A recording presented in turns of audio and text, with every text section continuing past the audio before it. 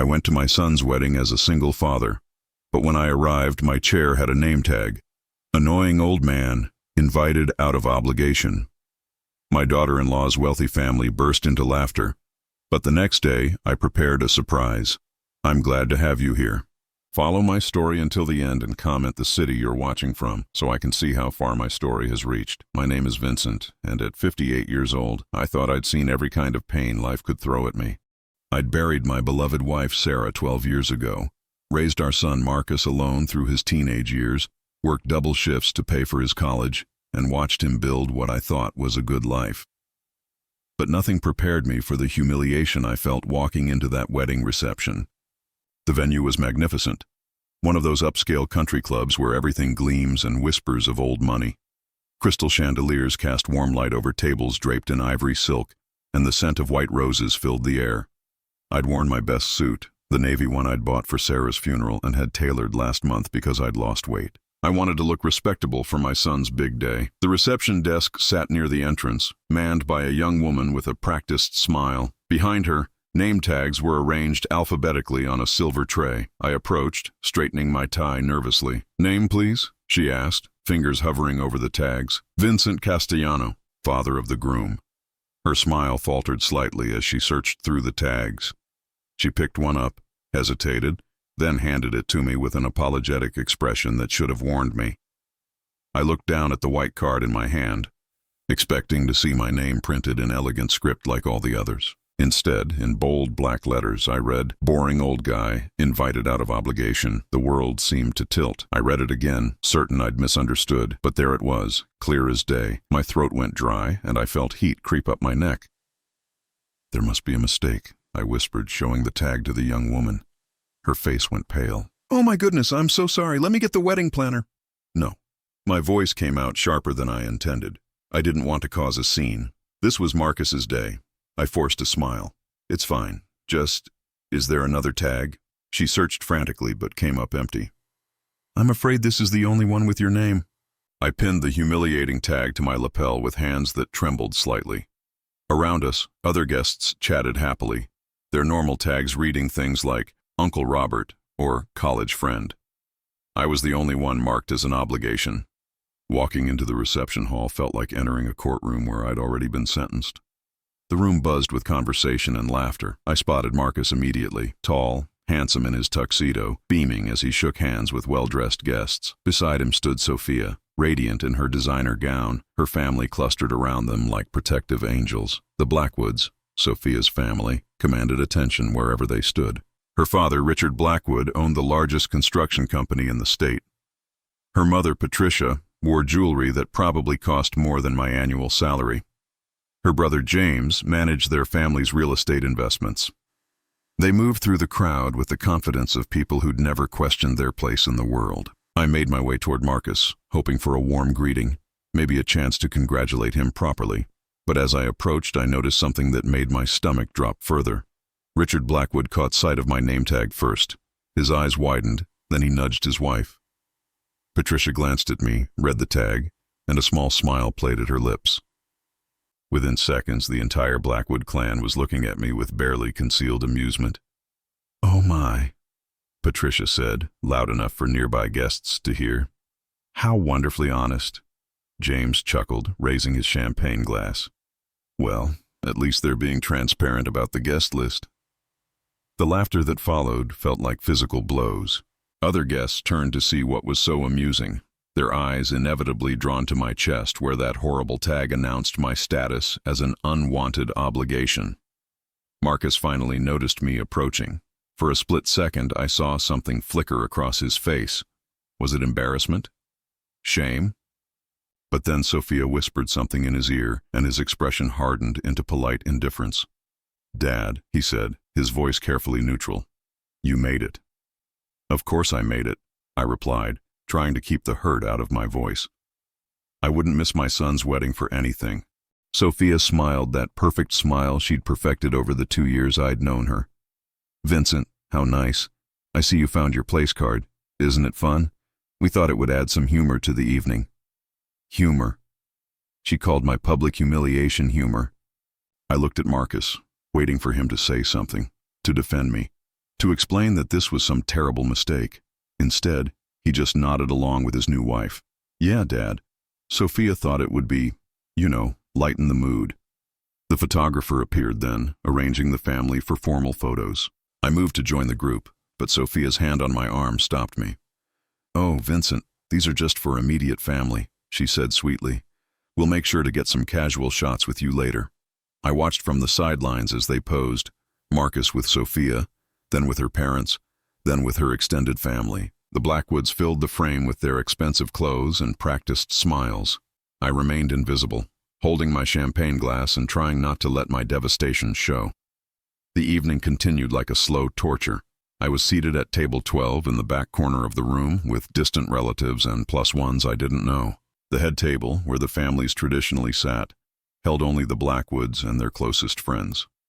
I watched my son laugh at Richard Blackwood's jokes, saw him lean in attentively when Patricia spoke, witnessed him become absorbed into their world while I sat forgotten in mine. During the speeches, Richard spoke eloquently about welcoming a new son into their family. Patricia talked about how perfectly Sophia had chosen her life partner. Marcus thanked both families, but his eyes never found mine in the crowd. When they cut the cake, when they danced their first dance, when they mingled with guests, I remained an observer at my own son's wedding. The final blow came during the bouquet toss. As single women gathered on the dance floor, I overheard Patricia talking to a group of her friends near my table. "Well, at least we were honest about it," she was saying, gesturing toward me. "Some people you invite out of obligation, and everyone knows it. Why pretend otherwise?" Her friends tittered appreciatively, and one of them replied, "How refreshing. Most people are too polite to be so direct."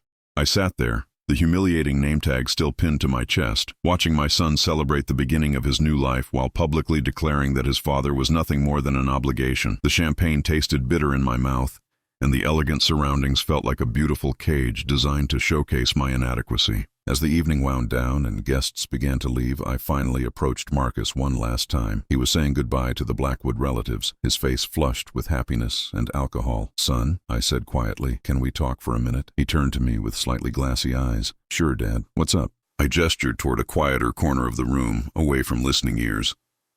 "Marcus, about the name tag. Was that really necessary?"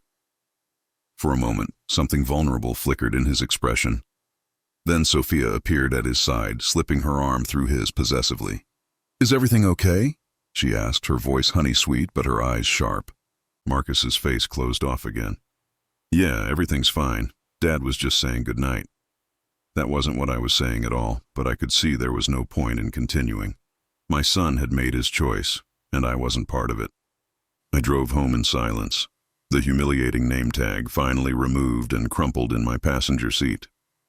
In my empty house, surrounded by photos of Marcus growing up, I finally allowed myself to feel the full weight of what had happened. My only child had publicly declared me an obligation, not a joy. The family I'd thought we were building had been an illusion.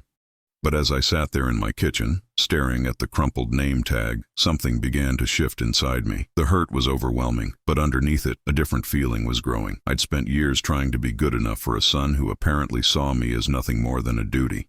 Maybe it was time to stop trying so hard to belong where I clearly wasn't wanted. And maybe, just maybe, it was time to remember who Vincent Castellano really was. 3 days passed before I could bring myself to call Marcus.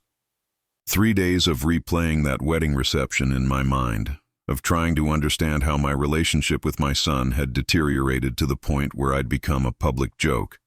I'd raised him alone after Sarah died, worked overtime to pay for his engineering degree, been there for every milestone I could manage around my work schedule.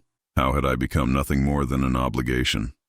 I dialed his number Tuesday evening, after I'd finished the leftover casserole Mrs. Chen from next door had brought over. She'd seen me looking rough and decided I needed feeding. At least someone cared. "Hey, Dad," Marcus answered on the 4th ring.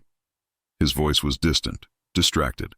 I could hear Sophia in the background, her laugh tinkling like expensive wind chimes. "Marcus, I was hoping we could talk. About the wedding. About us." A pause. Then, "Dad, look, I know you were upset about the name tag thing, but it was just a joke. Sophia's family has a sense of humor about these things." A sense of humor? I felt my grip tighten on the phone. "Son, that wasn't humor. That was humiliation. in front of everyone who matters to you. Another pause, longer this time. When he spoke again, his voice had taken on that patient tone people use with children or elderly relatives. Dad, you're being overly sensitive. It's not like it was a lie, right? I mean, we invited you because you're my father, but let's be honest. We don't exactly have a close relationship. The words hit me like a physical blow. We don't have a close relationship. Marcus, I raised you. I worked 2 jobs after your mother died to keep food on the table and pay for your education. I drove you to soccer practice, helped with homework. When you weren't working, he interrupted. When you weren't too tired to pay attention. When you actually showed up. I sat down heavily in my kitchen chair. What are you talking about? I was there for you. Really? His voice was getting heated now. Were you there when I graduated high school? No, you were working late. Were you there when I got into state? No, you had to cover someone's shift. Were you there when I needed help with college applications? No, I had to figure that out myself because you were always too busy. Each accusation felt like a knife twist. I remembered those times. The graduation I'd missed because of a work emergency. The scholarship applications I'd been too exhausted to help with after pulling double shifts. But I'd done it all for him, to give him opportunities I never had. Marcus, I did everything for you. You did everything for work. He cut me off. And I get it, Dad. I understand you had to provide for us, but don't act like we were close. Don't act like you were Father of the Year. The background noise on his end had gotten quieter. I could picture Sophia listening to every word, probably nodding in approval. Is she there? I asked quietly. Is Sophia listening to this? What does that matter? She's my wife. We don't have secrets. But something in his tone told me she was indeed there, probably coaching him through this conversation. I'd noticed it over the past 2 years, how Marcus's attitude toward me had shifted after he started dating her. How our phone calls became shorter, our visits less frequent. How he'd gradually stopped including me in major decisions about his life. Marcus, can you meet me for coffee tomorrow? Just us. No Sophia, no distractions, just father and son. A long silence. I heard muffled voices as if he was covering the phone. Finally, I don't think that's a good idea right now, Dad. Sophia and I are trying to settle into married life, and honestly, we don't need the drama. Drama? What drama? I'm asking to have coffee with my son. Look, Dad, I've been thinking about this a lot lately. Maybe some space would be good for both of us. You clearly have some resentment about how I see our relationship, and I need time to figure things out. The line went dead. My son had hung up on me. I sat in my kitchen for a long time after that, staring at the phone in my hand. Outside, the neighborhood was settling into evening routines. Kids being called in for dinner, dogs being walked, the normal rhythms of family life that I'd once been part of. That weekend, I decided to clean out the garage, partly to distract myself and partly because I'd been putting it off for months. Among the boxes of Christmas decorations and old tools, I found a container I'd forgotten about, one of Sarah's memory boxes. Inside were things she'd saved from Marcus's childhood, report cards, art projects, photos, and at the bottom, a manila envelope with my name on it in her handwriting. I opened it with trembling fingers. The first item was a letter she'd written but never given me, dated just months before her death. My dearest Vincent, it began.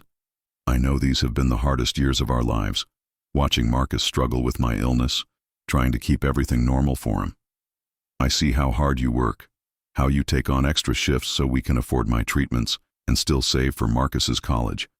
I see how exhausted you are, how you push yourself beyond your limits for our family. I need you to know that Marcus sees it too, even if he can't express it now. One day, when he's older, he'll understand the sacrifices you made. He'll appreciate the father who gave up his own dreams to secure his son's future. Tears blurred my vision as I continued reading. Sarah had documented things I'd forgotten, the nights I'd stayed up helping Marcus with science projects after working 14-hour days, the way I'd driven through a snowstorm to get to his school play, the college fund I'd slowly built despite our medical bills. But there was more in the envelope. Phone records from the past 2 years. Calls Marcus had made to our home phone that I'd apparently missed. Voicemails that had somehow been saved to Sarah's old phone. With shaking hands, I scrolled through them. The messages painted a different picture than the one Marcus had described. In the earlier ones, he sounded hurt, confused. Dad, I've been calling. Did you get my messages? I got the job at Morrison Engineering. I thought you'd want to know. Another. Hey, Dad, Sophia and I are thinking about getting engaged. Can we talk? I felt sick. I'd changed our answering machine setup after getting too many robocalls, and somehow these messages had been rerouted to Sarah's old phone, which I'd kept charged but rarely checked. But the later messages were different. Marcus's tone had grown colder, more distant. "Dad, I don't know why you're not returning my calls. Sophia says maybe you're just not that interested in my life anymore. Maybe she's right." And then, the final message, dated just 6 months ago. "You know what, Dad? Forget it. Sophia's family has been more supportive in 2 years than you've been in the last 10. At least they show up when it matters." I sank onto a dusty box, holding Sarah's phone and feeling like the world had shifted beneath me. Marcus had been trying to reach out, and I'd missed it. My attempts to respect his independence, to not be a clingy father, had been interpreted as disinterest. And Sophia had been there to offer her family as a replacement. The next revelation came when I decided to go through the cards and letters Sarah had saved. Tucked between Marcus's childhood birthday cards, I found something that made my blood run cold, a note in handwriting I didn't recognize. "Marcus," it read, "I know this is hard, but you have to see the pattern. Your father chooses work over family, just like he chose work over being there for your mother's treatments. Some people just aren't capable of putting family first. You deserve better. With love, Patricia." Patricia Blackwood had been writing to my son. The date on the note was from over a year ago, during the time when I thought Marcus was simply busy with his new job and relationship. I found more notes, all in the same handwriting, all subtly poisonous. They painted me as absent, uncaring, selfish. They reminded Marcus of every missed event, every time I'd been late, every moment when I'd chosen responsibility over presence. But they never mentioned why, never acknowledged that I'd worked those extra shifts to pay off Sarah's medical debt, to build his college fund, to keep our house when the medical bills threatened to bankrupt us. The final piece of the puzzle came in a small address book of Sarah's. Tucked into the back cover was a business card for the Blackwood Construction Company with a handwritten note on the back, "Called about V, family background check complete." My hands shook as I read it. A family background check. They'd investigated me like I was some kind of threat to their daughter's future. And based on what they'd found, a blue-collar widower with a modest income and a history of working long hours, they'd decided I wasn't good enough for their family. But instead of simply excluding me, they'd done something far more calculated. They'd turned my own son against me, slowly and methodically, using his grief over my perceived absences to drive a wedge between us. They'd positioned themselves as the loving, attentive family he deserved, while painting me as the father who couldn't be bothered to show up. I sat in that dusty garage, surrounded by the evidence of their manipulation, feeling a rage so pure it was almost cleansing. The wedding humiliation hadn't been a cruel joke. It had been the final public declaration of their victory. They'd successfully replaced me in my son's life, and they wanted everyone to know it. But as I sat there, a different emotion began to mix with the anger. I thought about Richard Blackwood's construction company, about their wealth and their confidence and their assumption that they were untouchable. I thought about Patricia's smug smile as she'd called my humiliation refreshingly honest. I was a civil engineer. I'd spent 30 years in the construction industry before moving to municipal inspections. I knew how the business worked, knew the corners that got cut, knew the difference between what was legal and what was right. And I remembered something Richard Blackwood had said at the reception, boasting to his friends about a big municipal contract they'd just landed, about how they'd found ways to maximize profit margins while still meeting specifications. In the construction business, those were dangerous words. And suddenly, I realized that maybe it was time to find out exactly how the Blackwood construction empire had been built. The Monday after discovering Patricia's manipulative letters, I called in sick to work for the first time in 3 years. I needed time to think, to process what I'd learned, and most importantly, to decide what I was going to do about it. I spent the morning walking through downtown, past the gleaming office buildings and construction sites that dotted our growing city. Everywhere I looked, I saw Blackwood Construction signs. They had their fingers in every major project: the new courthouse, the hospital expansion, the bridge renovation that had been in the news. Richard Blackwood hadn't been exaggerating about his company's reach. But as I walked past one of their active sites, something caught my attention. I'd been inspecting construction projects for the city for 15 years, and certain things became second nature. The concrete mix being poured didn't look right, too thin, too gray. The rebar spacing seemed off. The workers moved with the casual efficiency of people who knew they weren't being watched too closely. I stood across the street, pretending to check my phone while I observed the operation. This was the new community center project, a $12 million municipal contract that the city had awarded to Blackwood Construction after a competitive bidding process. I remembered the paperwork crossing my desk, remembered Richard's winning bid coming in just under the competition. My phone buzzed with a text from my supervisor, Tom. "Hope you're feeling better. The Blackwood inspection for the community center got moved to Thursday.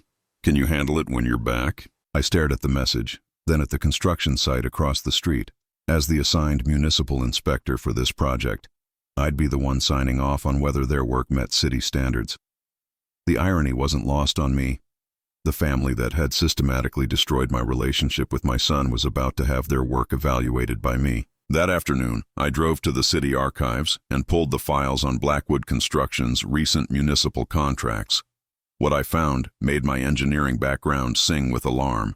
Bid specifications that cut right to the legal minimums, material lists that consistently chose the cheapest acceptable options, timeline estimates that seemed impossible unless corners were being cut. I spread the documents across a table in the quiet archive room, my mind working through the implications. Individually, each choice was legal, technically meeting code requirements. But together, they painted a picture of a company that prioritized profit over quality at every possible turn. The next morning, I went back to work with a renewed sense of purpose. Tom noticed immediately. "You look better," he said, glancing up from his coffee. "Whatever bug you had seems to have passed." "Yeah, I think some fresh perspective was exactly what I needed." I threw myself into work with an intensity that surprised my colleagues. I requested assignments for every Blackwood Construction inspection that came through our department. I volunteered for weekend overtime to review municipal contract compliance. I even started arriving early to review historical inspection records. "Damn, Vincent," said Maria, one of our junior inspectors. "Did you drink some kind of super coffee? You're like a man possessed." She had no idea how right she was. Within 2 weeks, I'd built a comprehensive picture of Blackwood Construction's practices. They had a pattern. They bid aggressively low to win contracts, then made up the difference through what the industry euphemistically called value engineering. They used cheaper materials that still met technical specifications. They simplified construction methods that reduced labor costs but also reduced structural redundancy.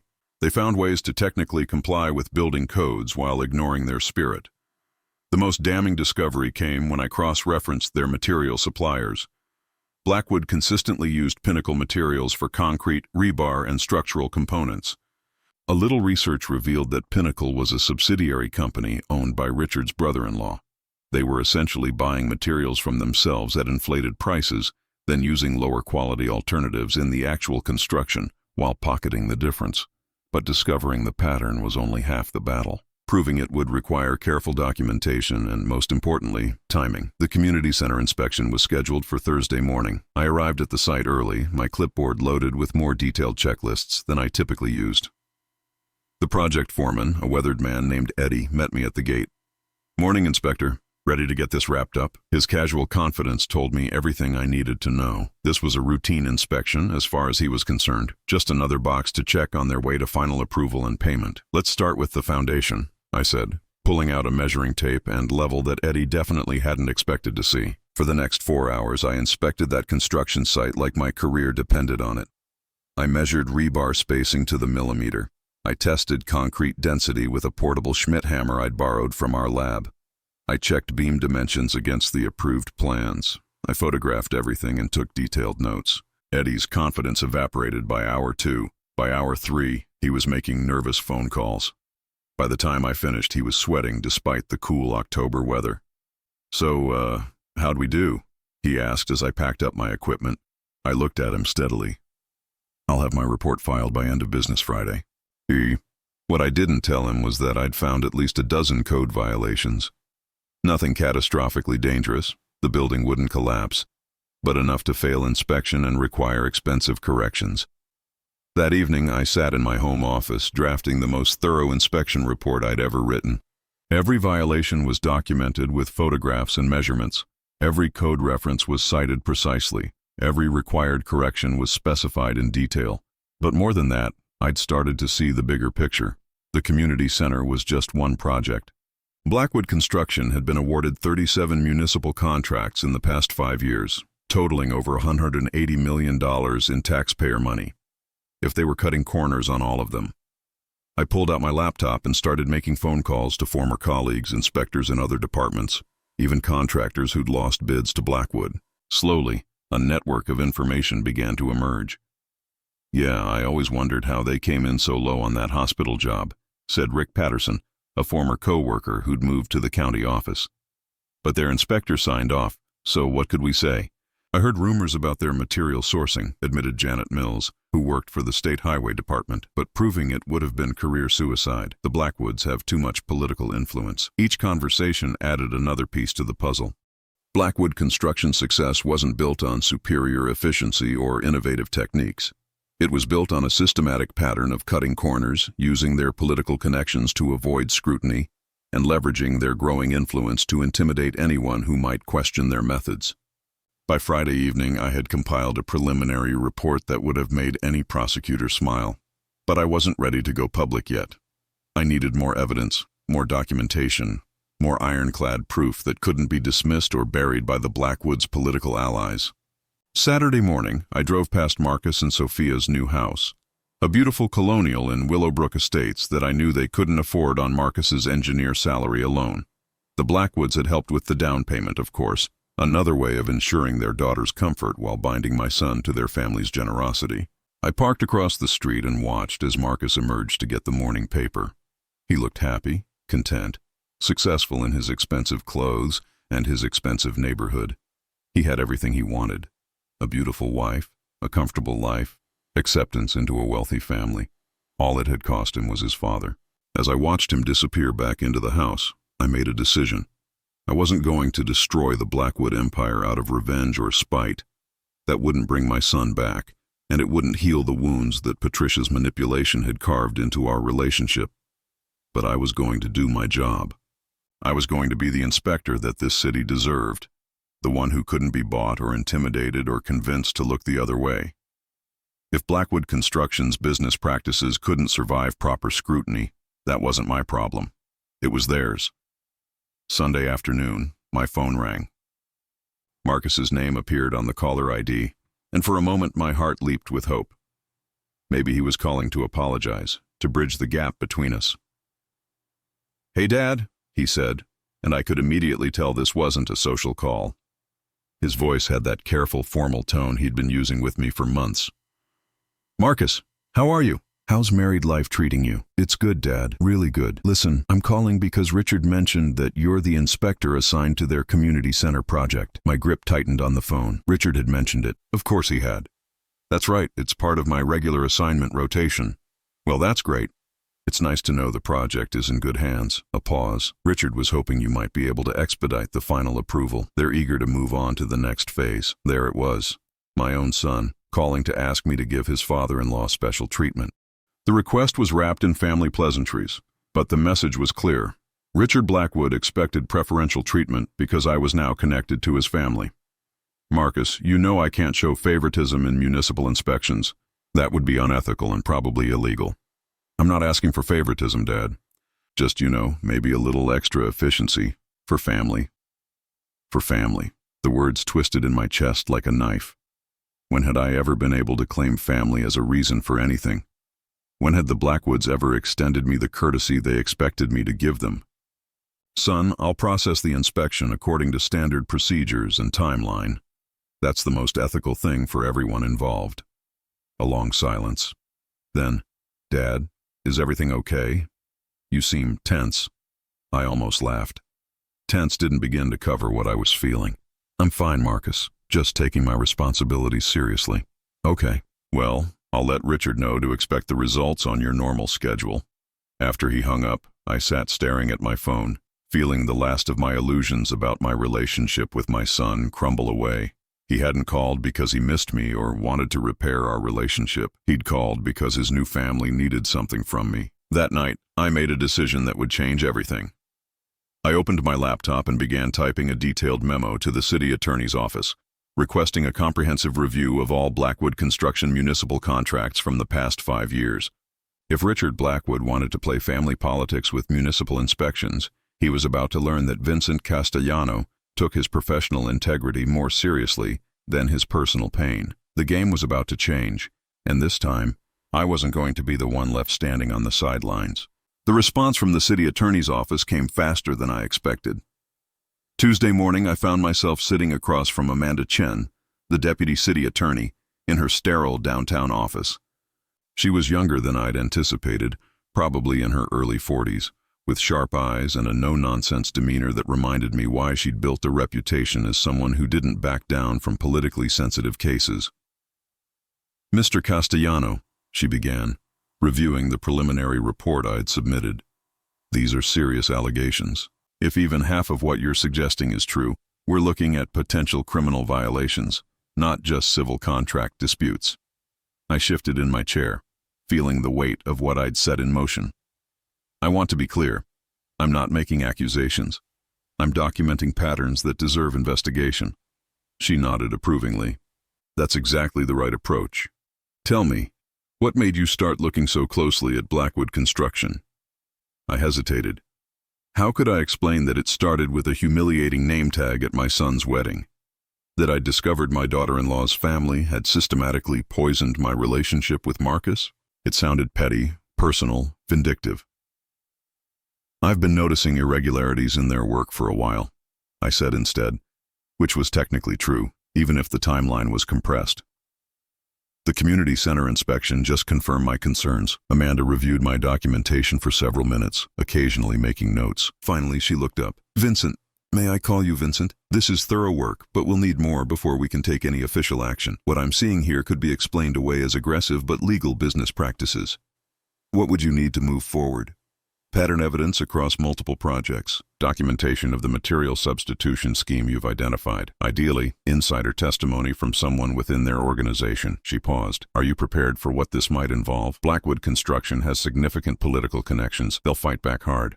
I thought about Marcus, about the life he'd built within the Blackwood family's embrace. If this investigation moved forward, it would destroy that life, probably end his marriage, certainly cost him the financial security he'd found. "I understand the implications," I said quietly. "Good.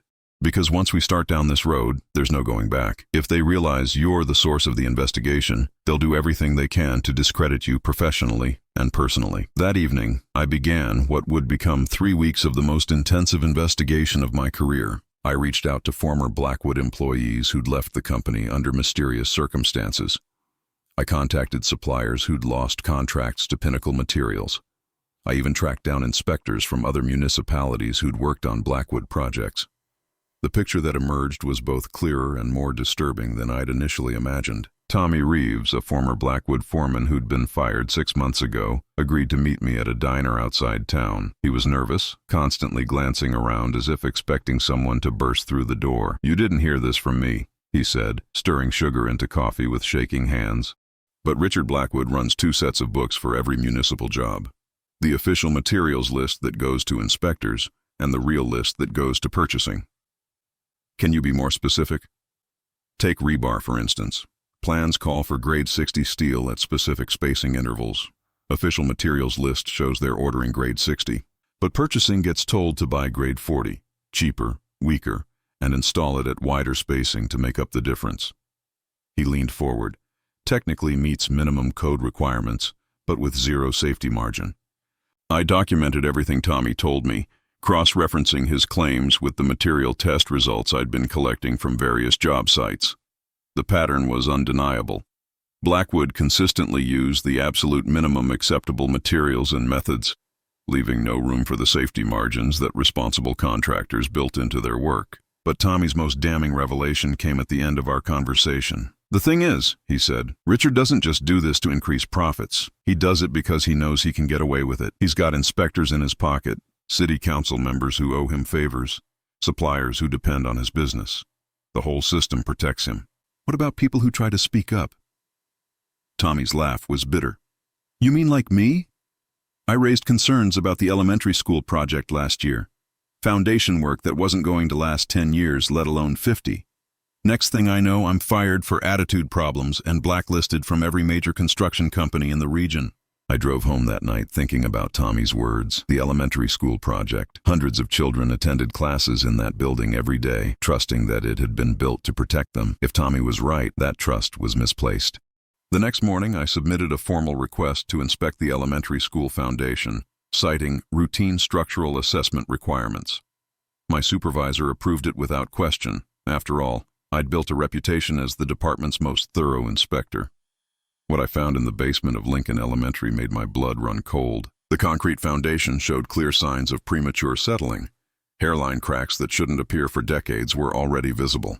Water stains indicated moisture penetration that proper waterproofing should have prevented. Most damning of all, I discovered several areas where the rebar installation didn't match the approved engineering drawings. I spent an entire weekend in that basement, documenting every deficiency with photographs and detailed measurements. This wasn't just about cutting corners for profit.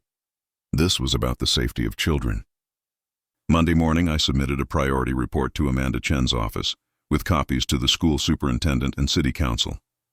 By Tuesday afternoon, Lincoln Elementary was closed for emergency structural evaluation.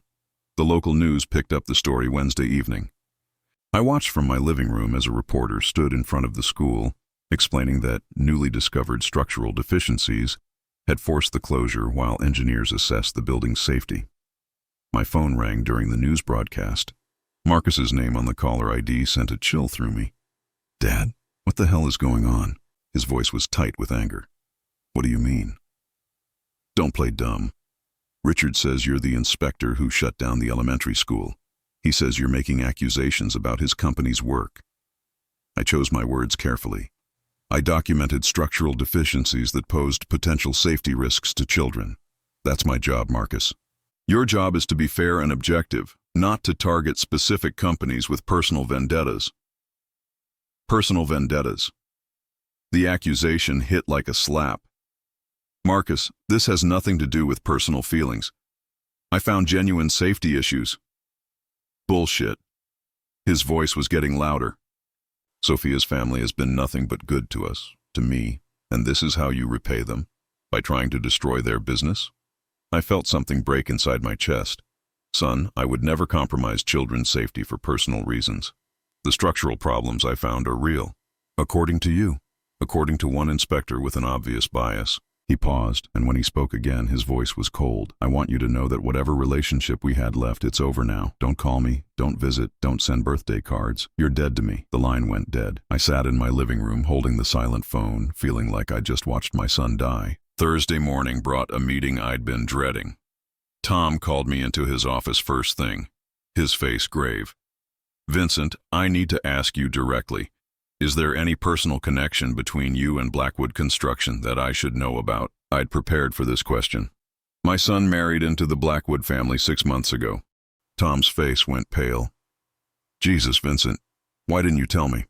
We could have assigned the inspections to someone else, avoided any appearance of impropriety, because I knew I could maintain professional objectivity," I said. "My personal feelings about the family don't influence my technical assessments, but it creates the perception of bias. Richard Blackwood is already claiming harassment, saying you're using your position to target his company because of family disputes." I felt my jaw clench. "Tom, have you looked at the structural assessment from Lincoln Elementary? Have you reviewed the material test results from the community center? Because if you have, you'll see that my concerns are based on engineering facts, not family drama." Tom sighed heavily. "I believe you, Vincent. I've worked with you for 15 years, and I've never questioned your integrity. But politically, this is becoming a nightmare. The mayor's getting calls, city council members are asking questions, and there's talk of bringing in outside inspectors to review your work." "Let them," I said. "I welcome the review. Because when independent engineers confirm what I've found, it'll be clear that Blackwood Construction has been cutting corners at taxpayers' expense for years. And what if you're wrong? What if your findings don't hold up under scrutiny?" I met his eyes steadily. "Then I'll accept the consequences. But Tom, I've been doing this job for 15 years. I know the difference between structural deficiency and family drama." That afternoon, I received a call from Amanda Chen. "Vincent, we need to talk. Can you come in tomorrow morning?" Her tone was professional but urgent, and I knew the investigation had reached a turning point. Friday morning, I found myself back in Amanda's office, but this time she wasn't alone. A man in an expensive suit sat in the corner, taking notes on a legal pad. "Vincent, this is David Morrison from the State Attorney General's office. We've decided to expand the investigation beyond municipal contracts." Morrison leaned forward. "Mr. Castellano, we've been looking into Blackwood Construction for some time, but we've never had someone with your technical expertise and access willing to cooperate. Your documentation has opened doors we couldn't open before." I felt a mix of relief and apprehension. "What does that mean exactly?" Amanda answered. "It means we're launching a comprehensive investigation into Blackwood Construction's practices across all their contracts, municipal, state, and private. We believe there's evidence of systematic fraud, tax evasion, and safety violations spanning at least 5 years. What do you need from me?" Morrison smiled grimly. "Everything you've got and everything you can get. We're particularly interested in the material substitution scheme and the network of shell companies they're using to inflate costs." As I left their office, I realized that what had started as a father's desperate attempt to understand his alienation from his son had evolved into something much larger. The Blackwood empire was about to face the kind of scrutiny that wealth and political connections couldn't deflect. But as I drove home, I couldn't shake the memory of Marcus's voice on the phone, telling me I was dead to him. In trying to protect innocent children from dangerous construction practices, I'd lost my son completely. The question was whether justice would be worth that price. 3 months after my meeting with the State Attorney General's office, I was sitting in my car outside the federal courthouse, watching FBI agents carry boxes of documents from the Blackwood Construction headquarters.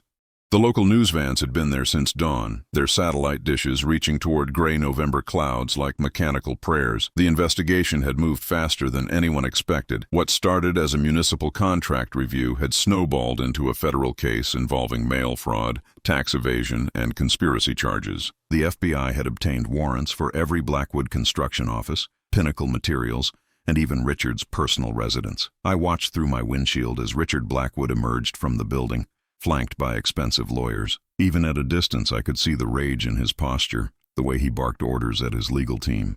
This was a man who'd never expected to be held accountable for his actions. My phone buzzed with a text from Amanda Chen.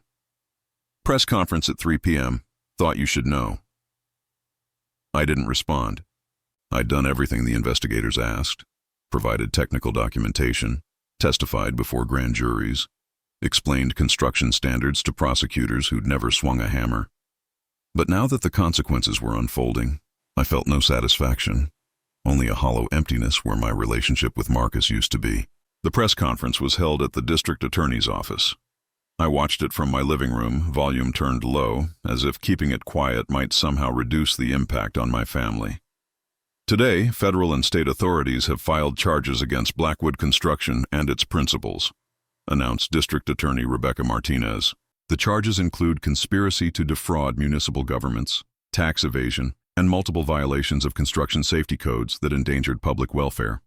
She outlined the scope of the investigation: 14 municipal projects, $47 million in taxpayer funds, systematic material substitutions that compromised structural integrity. The elementary school was specifically mentioned as an example of reckless endangerment of children for corporate profit. "We want to thank the municipal inspector whose diligent work brought these violations to light," Martinez continued. "This case demonstrates the importance of professional integrity and courage in protecting public safety." My phone started ringing immediately. Tom from work, colleagues from other departments, even reporters who'd somehow gotten my home number. I let them all go to voicemail. The only call I answered came that evening from a number I didn't recognize. "Vincent, it's Tommy Reeves." The former Blackwood foreman sounded exhausted but relieved. "I saw the news. I wanted to thank you for listening to me, for taking it seriously. You took the real risk, Tommy, speaking up when you had everything to lose." "Yeah, well, turns out I wasn't the only one. FBI found 3 other former employees who'd been fired for raising safety concerns. We're all cooperating now." After he hung up, I poured myself a glass of the whiskey Sarah had bought for our 20th anniversary, the bottle I'd been saving for some special occasion that never came. Tonight felt appropriate for breaking it open. The next few weeks brought a steady stream of revelations as the investigation widened. Pinnacle Materials was revealed as a shell company designed to inflate material costs. Richard's brother-in-law, who'd never worked a day in construction, was listed as a technical consultant receiving $200,000 annually in fees. Bank records showed systematic cash payments to city inspectors in 3 different municipalities. But the most damaging evidence came from Richard's own files. Prosecutors found internal memos explicitly instructing foremen to use substandard materials while maintaining paperwork that claimed full compliance. One memo, dated just 2 years ago, read, "Municipal inspectors are lazy and underpaid. They'll sign off on anything that looks reasonable on paper. Take advantage of this." The arrogance of it took my breath away. They hadn't just been cutting corners. They'd been openly mocking the system designed to protect public safety. The personal cost became clear when I ran into Janet Walsh at the grocery store. Her daughter had been in Marcus's class in high school, and she'd always been friendly when we'd met at school events. "Vincent," she said, her voice carefully neutral. "I heard about your involvement in the Blackwood investigation." I nodded, not sure what to say. "Marcus and Sophia moved to Denver last week," she continued. "I thought you should know." My heart stopped. "Denver? Marcus got a job with a firm out there. Sophia's pregnant, you know. They wanted a fresh start, away from all the publicity." I stood in the cereal aisle, holding a box of oatmeal, trying to process what she'd told me. My son had left town without telling me. His wife was pregnant with my grandchild, and I'd learned about it from a neighbor in the grocery store. "Vincent, are you okay?" Janet's voice seemed to come from very far away. I managed to nod and excused myself, abandoning my shopping cart in the middle of the store. That night I tried calling Marcus's cell phone. It went straight to voicemail, his familiar voice asking me to leave a message. I hung up without speaking. The trial began in March, 6 months after the FBI raids. I was called as a witness on the second day, walking through the technical evidence that proved systematic material substitutions and safety violations. Richard Blackwood sat at the defense table, his expensive suit unable to hide the fact that he'd lost weight and aged years in the past few months. His lawyers tried to paint me as a disgruntled family member seeking revenge, but the evidence was too overwhelming. The structural engineers who'd independently evaluated the elementary school confirmed every concern I'd raised. The materials testing proved that Blackwood had been using substandard concrete and steel. Former employees testified about the pressure to cut corners and falsify documentation. The most damaging testimony came from Patricia Blackwood herself.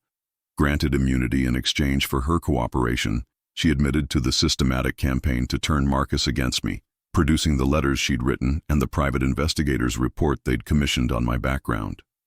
"We saw Vincent as a threat to our daughter's marriage," she testified, her voice barely audible. "We believed that if Marcus remained close to his father, he might not fully integrate into our family's business and social network." Sitting in the witness gallery, I felt a strange mixture of vindication and sadness. The truth was finally being spoken in public, but it had come at the cost of everything that mattered to me. The verdicts came down on a Friday afternoon in late April. Richard Blackwood, guilty on 14 counts of fraud and conspiracy.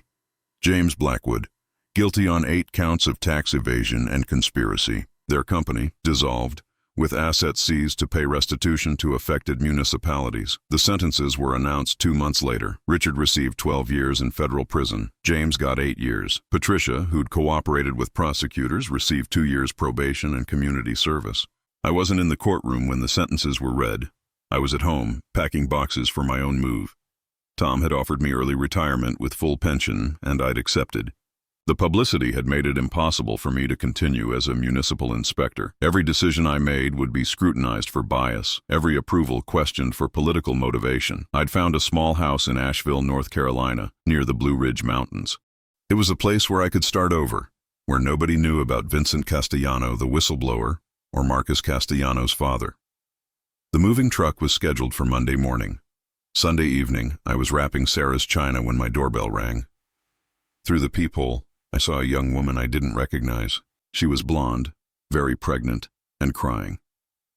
I opened the door, and Sophia Blackwood, now Sophia Castellano, stood on my porch.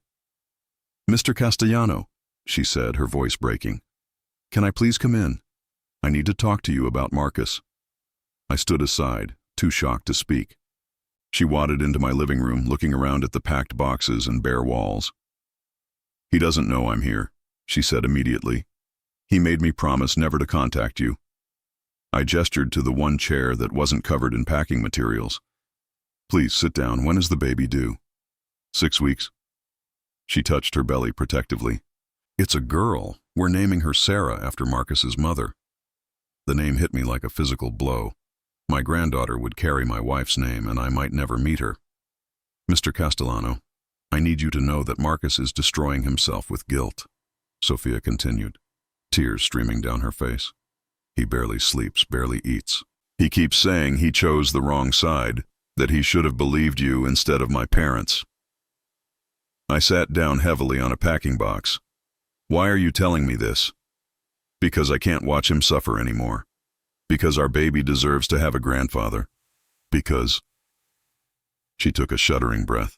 Because I'm the one who poisoned him against you, and I don't know how to fix it. We sat in silence for a long moment. Outside, the neighborhood was settling into evening routines. Dogs being walked, children being called in for dinner.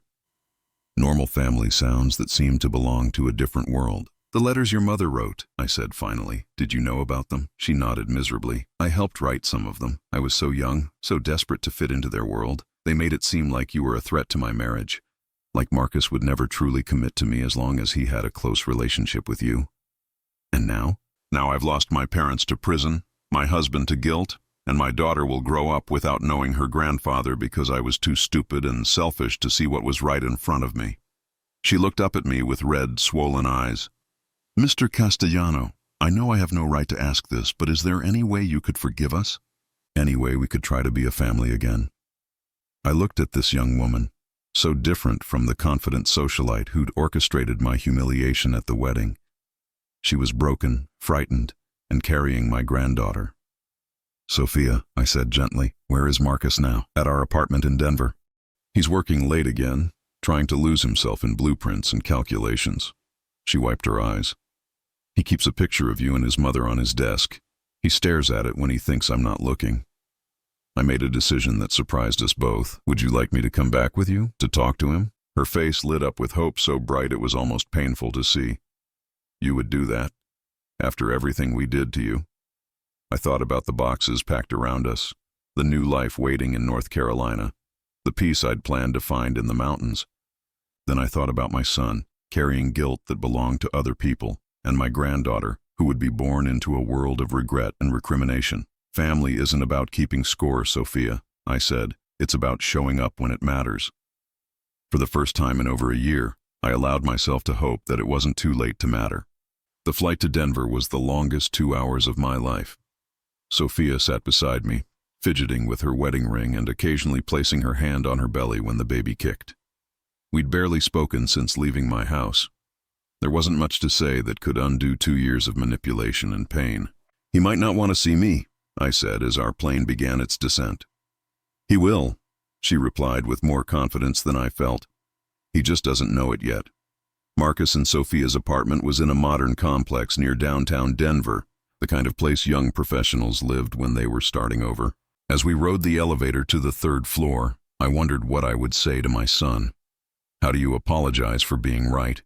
How do you forgive someone for believing lies about you? Sophia used her key, calling out as we entered. Marcus, I'm home, and I brought someone to see you. The apartment was small but nicely furnished, with large windows overlooking the Rocky Mountains. I could see Marcus through the doorway to what must have been their home office, hunched over a drafting table, exactly as Sophia had described. Who did you bring? He called without looking up. If it's another doctor, I told you I'm fine. Marcus. My voice came out rougher than I'd intended. He spun around in his chair, his face cycling through shock, confusion, and something that might have been hope before settling into wariness. He'd lost weight, I realized. His clothes hung loose on his frame, and there were dark circles under his eyes that made him look older than his 29 years. Dad? What? How? He looked at Sophia, who'd positioned herself near the doorway like she was ready to bolt. What's going on? She came to see me, I said, nodding toward Sophia. She told me about the baby. About how you've been. Marcus stood slowly like his joints hurt. Sophia, we talked about this. I told you. You told me never to contact him, she interrupted. You never told me not to visit him. Despite everything, I almost smiled. She was still manipulative, just using her skills for a different purpose now. Marcus, I said, Can we talk? Just for a few minutes. He looked between us, his jaw working like he was trying to decide whether to throw us out or break down crying. Finally, he nodded toward the living room. We sat on opposite ends of their couch, an ocean of awkwardness between us.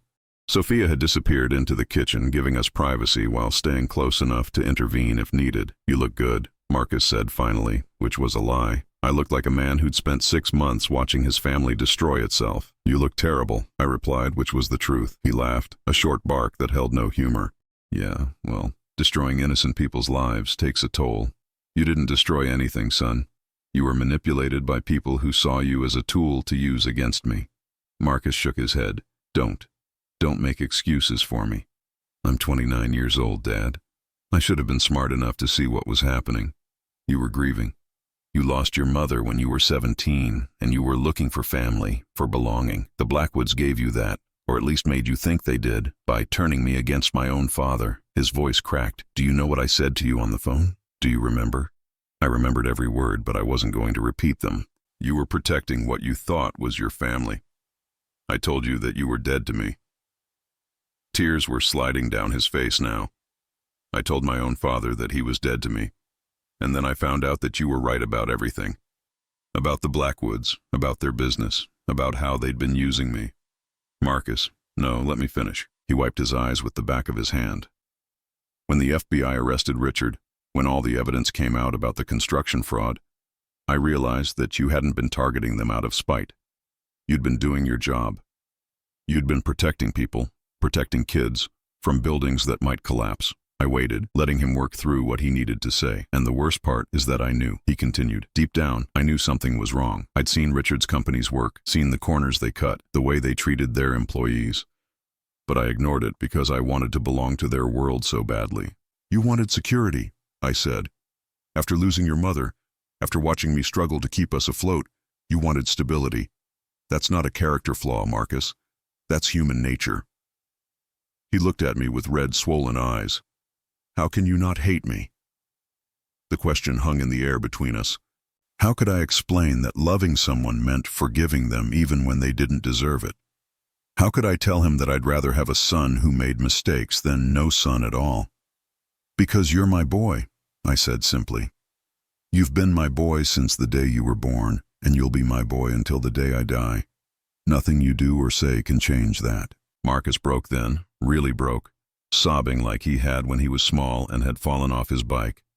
Without thinking, I moved to his end of the couch and put my arms around him, feeling how thin he'd gotten, how much weight he'd lost carrying guilt that wasn't entirely his to bear. I'm so sorry, Dad, he whispered against my shoulder. I'm so sorry for everything. I know you are, and I forgive you. We sat like that for a long time, father and son, holding each other while 2 years of pain slowly began to drain away. Eventually, Sophia appeared with tea, her own eyes red from crying. I owe you an apology too, Mr. Castellano, she said, setting the tray on their coffee table.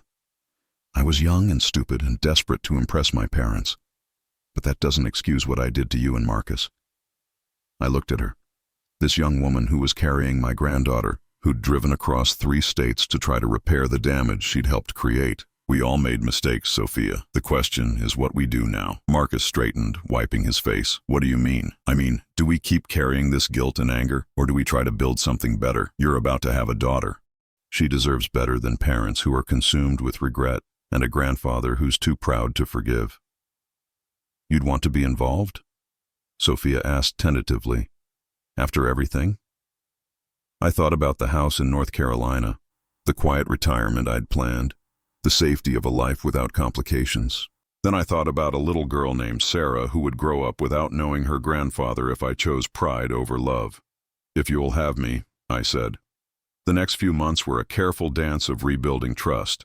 I postponed my move to North Carolina and rented a small apartment in Denver instead. Marcus and I met for coffee every weekend, slowly learning how to be father and son again. Sophia and I were more cautious with each other, but her pregnancy gave us common ground. We both wanted what was best for the baby. The day Sarah Elizabeth Castellano was born was the day I understood what redemption really meant. I held my granddaughter in the hospital, looking down at her perfect tiny face while Marcus and Sophia slept exhaustedly in the bed nearby. And I realized that some things were worth any amount of pain. She has your eyes, Marcus said softly, having woken to watch me with his daughter. She has her mother's nose, I replied, and her father's stubborn chin. Sophia stirred, smiling without opening her eyes. She has her grandfather's hands. Look how long her fingers are. We were quiet for a moment, the three of us and baby Sarah, existing in that perfect bubble that surrounds new families. Dad, Marcus said finally, I want to ask you something. Anything. Would you consider moving to Denver permanently? I know you were planning to retire in North Carolina, but Sarah's going to need her grandfather close by. I looked down at the baby in my arms, at her son who'd found his way back to me, at his wife who'd risked everything to make this moment possible. I think North Carolina will wait, I said. 6 months later, I was living in a house just 10 minutes from Marcus and Sophia's apartment, close enough to babysit, but far enough away to give them space as a new family.